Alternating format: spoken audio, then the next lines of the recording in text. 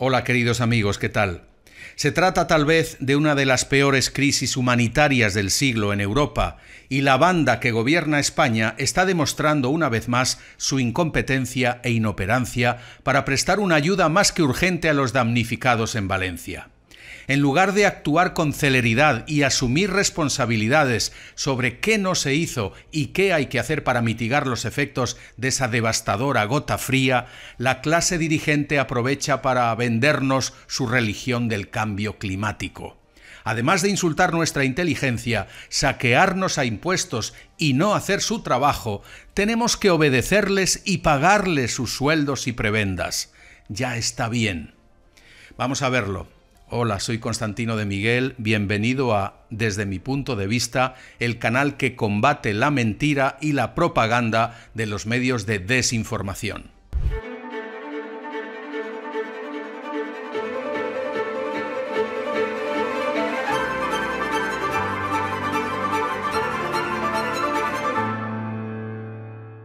Sí, amigos, no hay nadie al volante del Estado español. El ejército, deseoso de actuar en Valencia, recibe finalmente la orden de despliegue, pero es tardía y casi anecdótica. A 3 días de la catástrofe, la Administración Central no se coordina con la propia de la Comunidad Valenciana.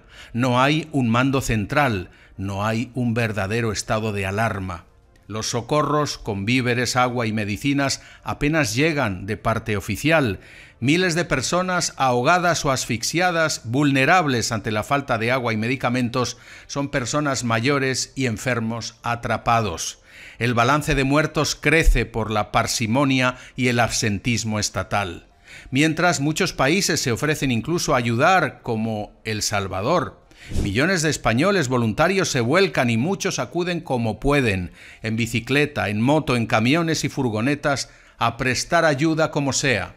Frente a esto, ninguna acción apreciable por parte de un ilegítimo gobierno de Pedro Sánchez, incompetente e indiferente, que prefiere destinar millones a la guerra de Ucrania, al desarrollo de Marruecos y Mauritania, que se prodiga en mensajes por los muertos en Gaza, que destina tropas a escenarios como el Oriente Medio o los Balcanes, mientras mantiene acuarteladas a las tropas frente a la catástrofe de Valencia. No puede haber mayor insulto a los propios militares y a la dignidad de los españoles. Al final, quienes hacen el trabajo de salvamento son los bomberos, la Guardia Civil y la policía local, pero sobre todo la gente afectada y miles de voluntarios, como centenares de agricultores, que acuden con sus tractores a remover chatarra y escombros. Son muchos y entregados a esa tarea humanitaria, pero pocos para la envergadura del trabajo. Rescatar sobrevivientes, recuperar cadáveres, patrullar contra los saqueos, despejar calles y carreteras, desescombrar y limpiar el inmenso barrizal. Son muchos y entregados a esa tarea humanitaria, pero impotentes para reconstruir infraestructuras básicas de carreteras, puentes, suministros de agua, alumbrado público, atención sanitaria, etc. Sí, amigos, el pueblo no falla, el Estado rotundamente. Hace falta el ejército con toda su fuerza, pero de los 145.000 efectivos con que cuentan las Fuerzas Armadas españolas, apenas 1.500 se desplazan a Valencia. Vergonzoso.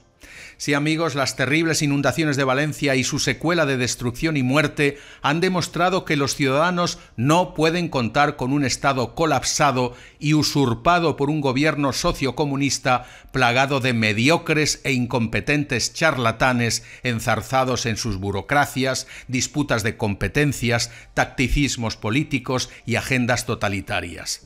Los dos partidos que gobiernan España desde la democracia, el PP-PSOE, saquean este país con impuestos confiscatorios y hacen la vida imposible a la gente trabajadora con regulaciones absurdas.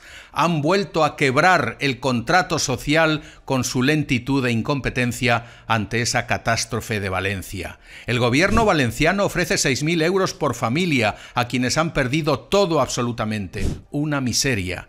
Devuelven una parte de lo que les robaron porque esa cantidad es lo que le sacan a un asalariado medio en cargas e impuestos en pocos meses. Es insultante. No solo esos políticos no sirven, sino que son una parte esencial del problema.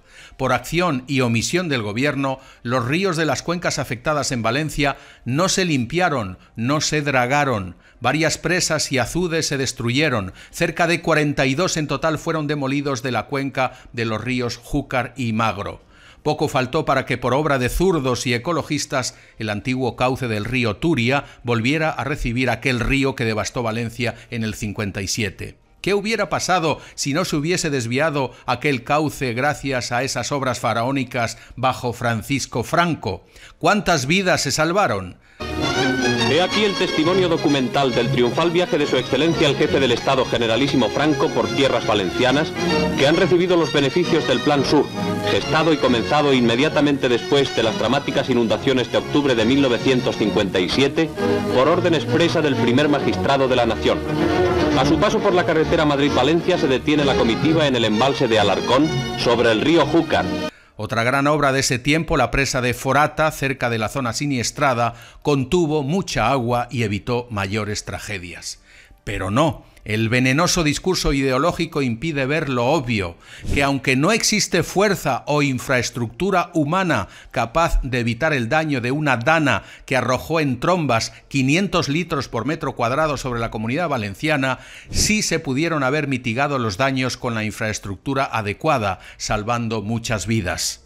Igual que no es posible evitar un terremoto, una construcción antisísmica reduce su impacto letal.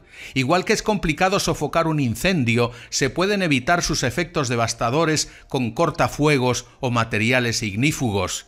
Pues sí, amigos, igual que no es posible contener o desviar todas las aguas de ese colosal diluvio, sí se tenían que haber construido más azudes, presas, embalses, piscinas y aliviaderos, sí se tendrían que haber despejado los cauces aguas arriba y dragado los lechos fluviales aguas abajo.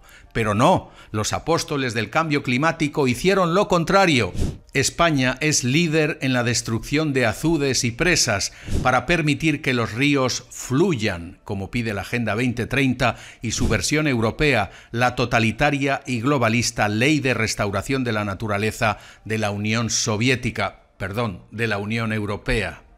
Por eso es realmente una pesadilla escuchar a la siniestra presidente de la Comisión Europea, Ursula von der Leyen. In just a few months, floods have hit Central and Eastern Europe, Italy and now Spain. This is the dramatic reality of climate change. O a delincuentes como el presidente colombiano Gustavo Petro decir que la culpa es del cambio climático. Me dan arcadas solo de escuchar a esos despreciables prebostes que se aprovechan de la crisis para su perverso marketing político. Es un fanatismo propio de una secta. El cambio climático, si existe, no es culpa del hombre. La terrible dana, depresión aislada en niveles altos, es fruto de un chorro de aire frío en las capas altas que al entrar en contacto con las aguas calientes del Mediterráneo genera una gran acumulación de vapor en la atmósfera que termina descargando de forma brutal y repentina. El fenómeno otoñal, también conocido como gota fría, se registra desde el siglo XIV en el Levante español. Las últimas danas datan de 1949 y 1957. Pero nos tienen que vender esa endiablada agenda en lugar de analizar qué infraestructuras hay que planificar de inmediato y construir en los próximos años para que la próxima dana no anegue tantas hectáreas ni cause tanto desastre arruinando vidas y haciendas. Queridos amigos, la burla y la indiferencia de la clase política y en particular de Pedro Sánchez y su banda es clamorosa. La mafia corrupta que gobierna en Madrid aprovecha la crisis para aprobar en el Congreso el asalto totalitario a Televisión Española, además de otro sablazo fiscal contra los españoles. Siento por eso ser muy pesimista, pero no cuenten con el incompetente e inoperante gobierno de gángsters sociocomunistas. Tampoco esperen nada de la Unión Europea, solo humo y discursos. Así que ayudemos todos a través de los canales civiles no estatales, a través de organizaciones de voluntarios como la ONG Hambre Cero, que de forma espontánea ya están sobre el terreno para auxiliar a la población valenciana. Agua, comida, mantas, productos de limpieza, generadores. Hace falta mucho para que nuestros hermanos valencianos puedan salir de esta. Hambre cero. Dejo el enlace en la descripción. Y hasta aquí mi punto de vista sobre la emergencia humanitaria en Valencia tras la devastadora Dana. Agradezco mucho tus opiniones y comentarios y que compartas este vídeo. Aprecio tus me gusta para que YouTube me permita seguir haciendo estos análisis. Suscríbete si no lo has hecho ya. Hasta pronto.